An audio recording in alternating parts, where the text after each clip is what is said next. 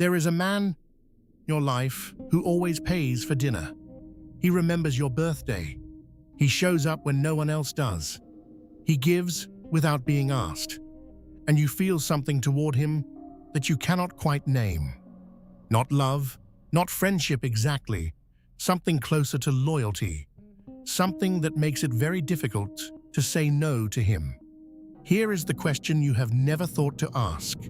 What if that generosity was never about you? What if every gift, every favor, every perfectly timed act of kindness was a calculated move? One that quietly transferred power from you to him without you ever feeling the transaction. The most dangerous people in history were not the ones who took. They were the ones who gave.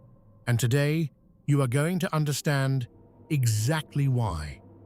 This channel exists for one reason: to show you what is actually happening beneath the surface of human behavior. Not what people say they are doing, what they are actually doing.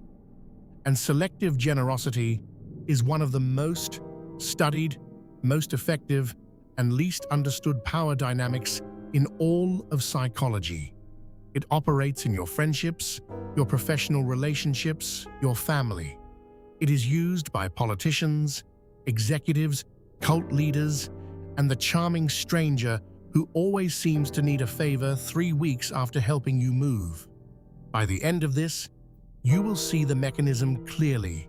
You will understand the neuroscience behind why it works on almost everyone, and you will have the tools to recognize it before the debt is already owed.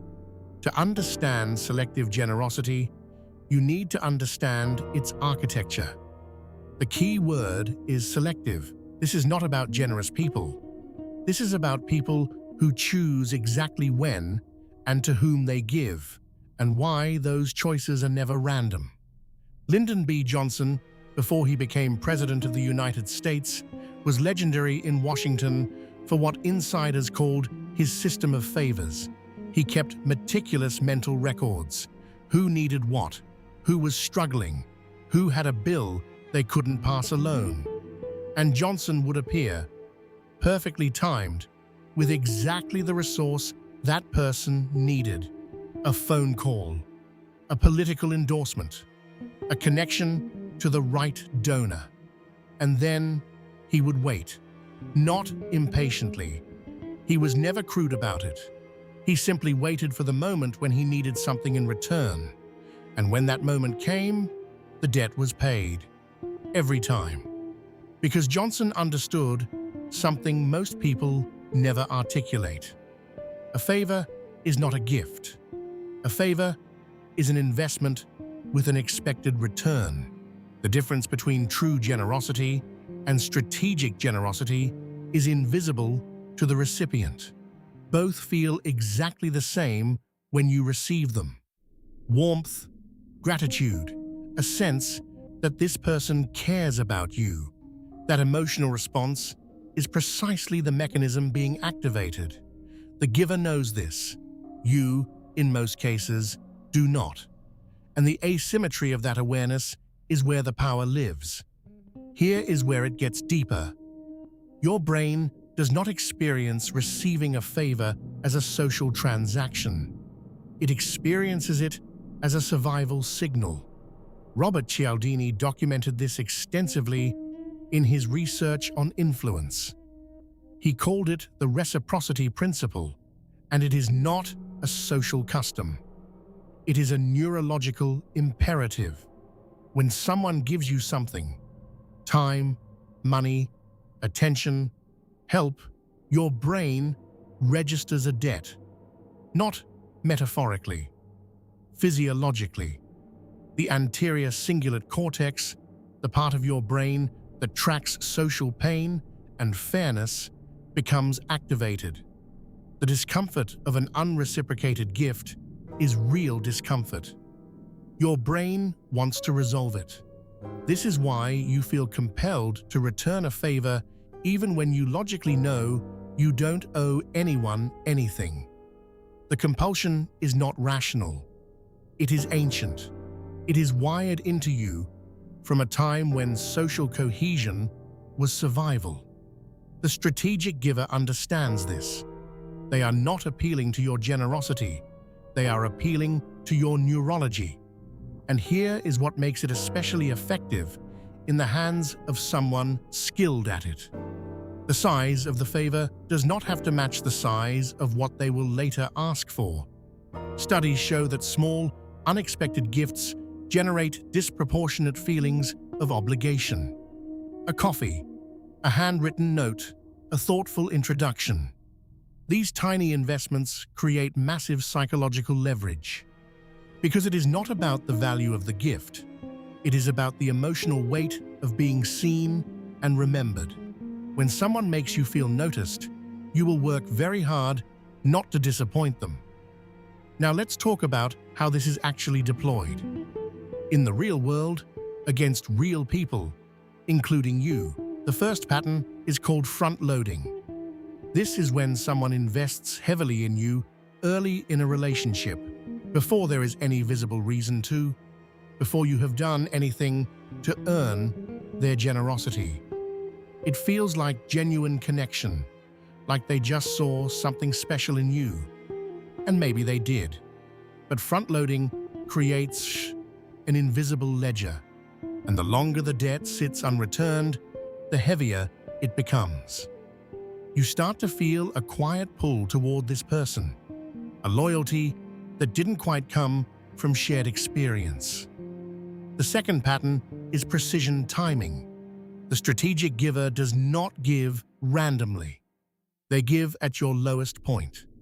When you just lost a client, when your relationship is fracturing, when you are exhausted and the world feels hostile, at that moment, they arrive with exactly what you need. The emotional impact at that moment is 10 times greater than it would be on a normal Tuesday. Your brain encodes that person as a source of safety. That encoding is very difficult to undo. The third pattern is public generosity with private expectation. They give in front of others, loudly, visibly, with warmth. It elevates your status in the room and ties your public image to their approval. But the request that comes later arrives in private, quietly, with the implicit reminder of what they did for you. You cannot refuse publicly without looking ungrateful. You cannot refuse privately without feeling like you are breaking something important. Both paths lead to compliance.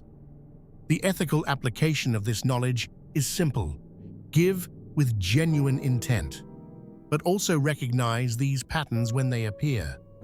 Ask yourself, when did this start? What moment did they appear in? What have they asked for since? The pattern will tell you everything the warmth was designed to hide. Now, I want to close the loop I opened at the beginning. The man who always pays for dinner, who remembers your birthday, who shows up without being asked. Remember how I asked what you actually feel toward him? That feeling, that unnamed loyalty, has a clinical name. It is called felt indebtedness. And here is the twist. The most sophisticated practitioners of selective generosity are not sociopaths who hate you. Many of them genuinely like you. Some of them may even love you. The dark truth is not that they are deceiving you about their feelings. The dark truth is that they have learned to weaponize those feelings, both theirs and yours, to build structures of loyalty and compliance that serve their position in the world. And the deepest layer of this is the hardest to accept. You have done this too. Every time you went out of your way to help someone you wanted something from, even if that something was just their approval, you were engaging in selective generosity. This is not a villain's tool. It is a human tool. The difference between dark and light is not whether you use it. It is whether you are conscious of it. Because the person who gives without self-awareness is just as dangerous as the one who gives with calculation. And the person who receives without awareness is always the most vulnerable. Now you are neither. If this changed how you see generosity, let the algorithm know. Like this video. It takes 1 second, and it means more than you think. Subscribe to TheMindShadow if you are serious about understanding the forces shaping your decisions, your relationships, and your position in every room you walk into. Every week, we go deeper. Every week, the picture gets clearer. The next time someone does something unexpectedly kind for you, pause before you feel grateful. Ask what door that kindness is quietly opening, and whose hand is on the other side of it. I'll see you in the shadows.